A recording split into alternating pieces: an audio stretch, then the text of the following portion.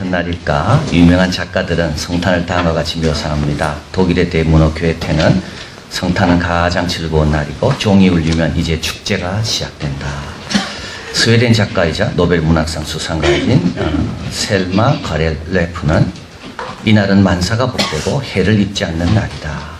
이전에 전혀 볼 수 없었던, 경험할 수 없었던 것을 보고 경험하는 날이 성탄절이다. 독일의 작가입니다. 1805년에 태어나서 1868년에 작고한 이달베프트 스피트퍼는 크리스마스는 우리 삶과 함께 늘 함께하고 나이가 들수록 다른 모든 경험들은 희미하고 흐릿해지지만 유독 화려하게 빛나는 추억의 시간이 성탄이다. 그래서 아이들에게 지금 맞는 이 성탄은 이 아이들의 평생 닿지 않은 영원한 크리스마스일 것이다. 도스토옙스키는 가난한 자들에 대해서 누구보다도 잘 이해하고 글을 쓴 사람입니다.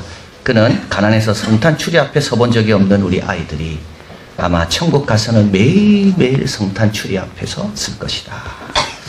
이렇게 추억이 영원하고 매일매일 천국을 누리게 하며 전에 볼 수 없었고 누릴 수 없었던 것을 보고 경험하는 날, 이 날이 바로 성탄절입니다. 오늘 이 예수님이 오신 이 성탄절, 우리 예수님은 어떻게 오셨는가? 오늘 본문은 잘 이야기합니다. 예수님은 약속의 성취로 오셨습니다. 11절, 오늘날 다윗의 동네에. 예수님은 아무나 태어나신 곳이 아닙니다. 예수님의 고향은 이미 500년 전에 정해져 있었습니다. 다윗의 동네 베들레헴. 미가서 5장 2절, 베들레헴 에바브라다야 너는 유다 족속 중에 작을지라도 이스라엘을 다스릴 자가 내게로 나올 것이라. 그 근본은 자 상고요 태촌이라. 오늘 사절에 보면 요셉도 다윗집 족속인 걸로, 이것도 아주 중요합니다. 우리 예수님의 육신의 아버지, 육신의 어머니 마리와 요셉 모두 다윗의 후손입니다. 700년 전에 예언되어 있었습니다. 이사야 11장 10절, 그날에 이새의 뿌리에서 한 싹이 나서 만민의 기호로 설 것이다. 하나님의 약속은 우리 예수 그리스도 안에서 얼마든지 이해가 된다 그랬습니다. 예수님을 보면 우리는 그 약속을 믿어도 되는구나. 1절에 이때 가이사 아구스도가 염을 내로 천하로 다 호적하라 했습니다. 이 가이사 아구스도가 누구입니까? 이 아구스도라는 말은 존귀하다는 뜻입니다. 거룩하다는 뜻입니다. 이 가이사는 누굴까요? 이 율리어스 가이사의 양자입니다. 브루투스에 의해서 이 케사르가 암살돼 죽잖아요. 그리고 나서 그 뒤를 이은 사람이 이 아구스도입니다. 로마 황제는 언제부터 시작되는가 하면 이 아구스도부터 시작됩니다. 로마가 지금 우리가 가는 그 로마의 그 화려한 대리석은 다 언제 만들어졌습니까? 이 아구스도에 의해서 다 만들어졌습니다. 로마의 영토의 한계를 정한 사람이 누구냐면 이 아구스도입니다. 팍스 로마나 아구스도입니다. 여러분 지금 8월달이 무슨 달입니까? 어거스트죠. 이 어거스트가 어디서 온 겁니까? 이 아구스도에 온 겁니다. 그런데 하나님은 이 아구스도를 통하여 하나님의 약속을 이루어 가시는 겁니다. 4절 5절, 갈릴리 나사렛 동네에서 유대를 향하여 베들레헴이라는 다윗의 동네로 그 종은 마리아와 함께 호적하러 올라가니 마리아가 이미 잉태되었더라. 여러분 원래 나사렛 사람인들입니다. 그런데 베들레헴을 올라갑니다. 나사렛에서 베들레헴까지는요 130km입니다. 왜 올라갔을까요? 이 가이사 아구스도가 명을 내렸거든요. 다 호적하라고. 근데 결국 그게 뭘 이룹니까? 하나님의 약속을 이루는 도구가 된 겁니다. 로마의 유명한 웅변가 키케로는 추방당한 마르켈리우스에게 이렇게 말합니다. 자네 이제 추방당해서 이제 멀리가 살 건데 어느 곳에 있든지 항상 정복자의 권력 안에 있다는 사실을 잊지 마라. 그래서 로마는 큰 감옥이었다고 말합니다. 황제의 권력이 다 미치기 때문에. 그러나 그 말은 틀렸습니다. 시편 2편 1절, 어찌하여 열방이 분노하며 민족들이 허사를 경영하는고. 4절, 하늘에 계신 자가 웃으시며 주께서 저희를 비웃으시로다. 12절 읽어봅니다. 여호와를 의지하는 자는 다 복이 있도다. 하나님 뜻대로 다 되는 겁니다. 위에 계신 자가 웃습니다.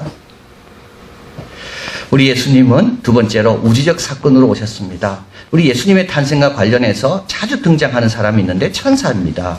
오늘도 등장하죠. 9절에 주의 사자가 곁에 서고 10절 천사가 이르되 세례 요한의 아버지와 어머니 천사 나타나고요. 마리아에게 천사 나타나고요. 요셉에게 천사 나타나고요. 예수님의 탄생과 관련해서 천사의 역할이 두드러지는 이유가 있습니다.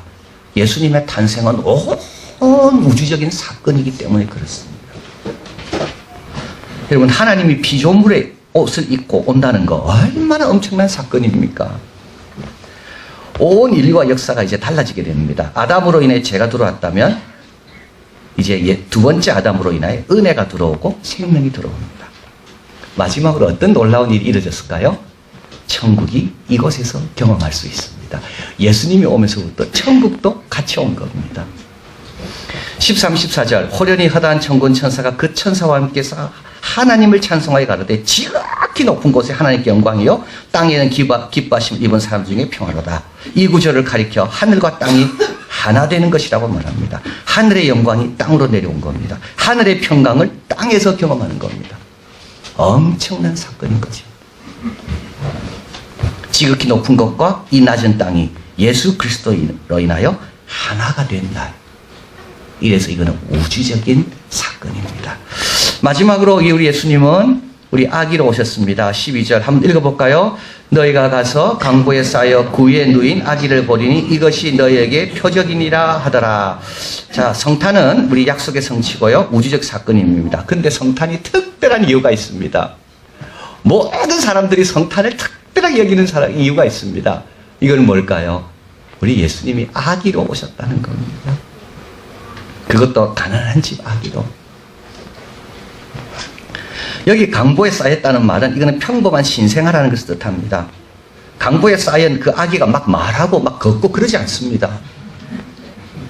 여전히 고요히 엄마 품에 구유에 누워 있습니다.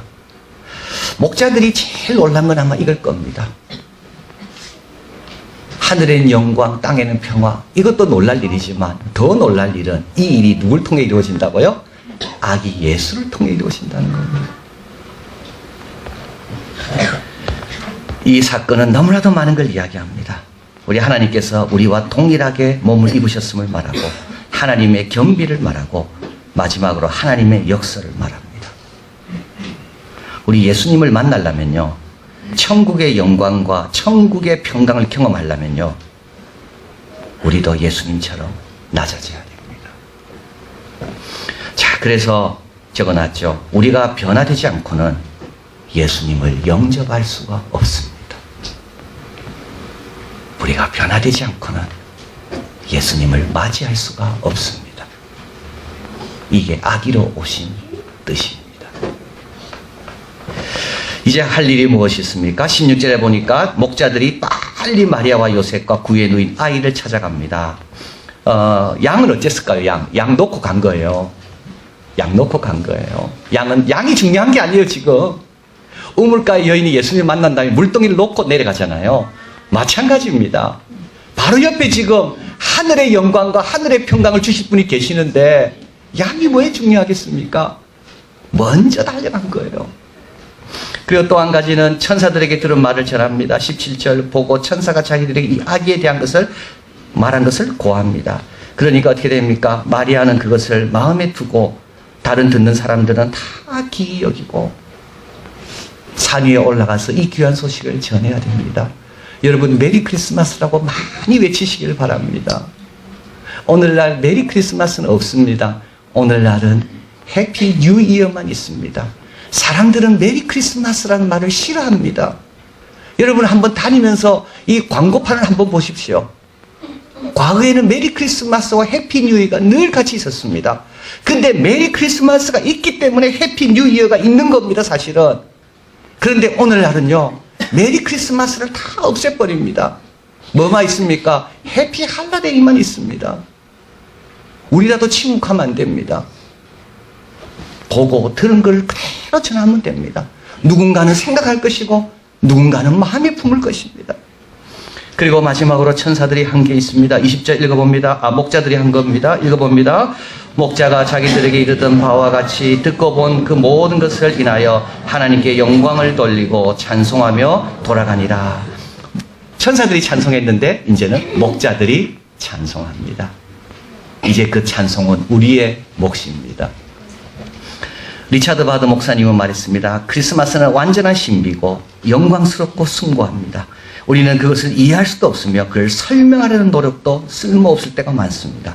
우리가 할 일은 단 두 가지입니다. 하나는 믿고 뭐라고요? 하나는 찬양할 뿐입니다. 성탄절에 우리가 할 일은 두 가지뿐입니다. 분석하는 게 아닙니다. 이해할 수가 없습니다. 믿고 찬양하는 겁니다. 믿음으로 그에게 나아가고 믿음으로 그를 세상에 증거하고 믿음으로 그를 찬양하는 겁니다. 하늘의 평강과 영광을 경험하는 우리 모두가 될 줄 믿습니다. 사랑하는 하나님 감사합니다. 참 우리 곁에 계십니다. 세상이 완전히 달라졌습니다. 우리가 늘 행복할 수 있는 이유는 우리에게 크리스마스가 있기 때문입니다. 천사들은 알았고 목자들도 알았고 동방박사들도 알았고 우리들도 알았습니다. 이제 그 예수님이 우리 안에 거하시고 우리도 예수님 안에 거하고 이 귀한 성탄의 축복을 허락하신 하나님께 감사하며 증거하고 그리고 늘 주님을 찬양하고 경배하는 그래서 성탄의 축복이 주님 오실 때까지 늘 새롭게 경험되는 우리 모두가 되게 하여 주시옵소서. 예수 그리스도 이름으로 기도하옵나이다. 아멘.